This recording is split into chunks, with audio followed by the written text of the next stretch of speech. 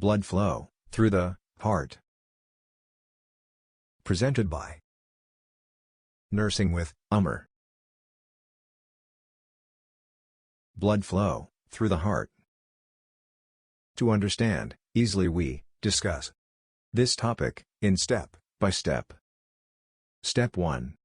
The two largest vein of body, superior vena cava, receive blood from head and neck region, and inferior vena cava receive blood from lower part of body, such as leg, empty their content into the right atrium. We clearly see in this picture, this is superior vena cava, which receive blood from upper part of body, and another one is inferior vena cava, which receive blood from lower part of body. Step 2. Blood now passes from right atrium into the right ventricle through right atrioventricular valve or tricuspid valve. Step 3. Blood is now pumped to the pulmonary artery. The opening of the pulmonary artery is guarded by pulmonary valve, which prevent the backflow of blood back into the right ventricle. Step 4. Then, pulmonary artery carry blood to the lungs, where exchange of gases take place. Carbon dioxide is exerted and oxygen is absorbed. Step 5.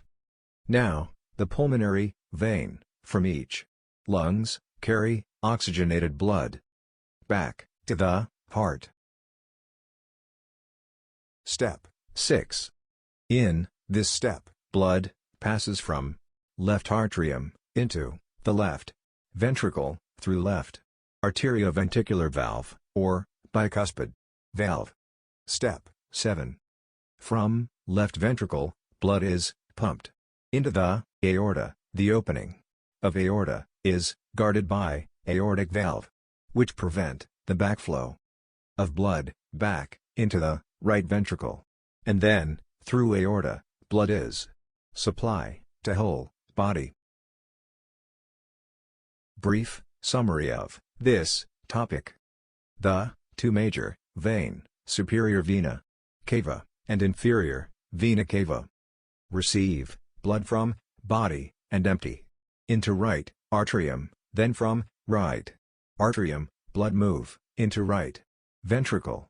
Then, pulmonary artery carry blood to the lungs, and from lungs, pulmonary vein carry blood back to the heart and empty into the left atrium. Blood now move to left ventricle, and then to aorta, which supply blood to whole body.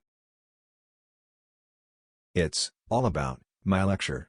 For more videos, please subscribe my YouTube channel.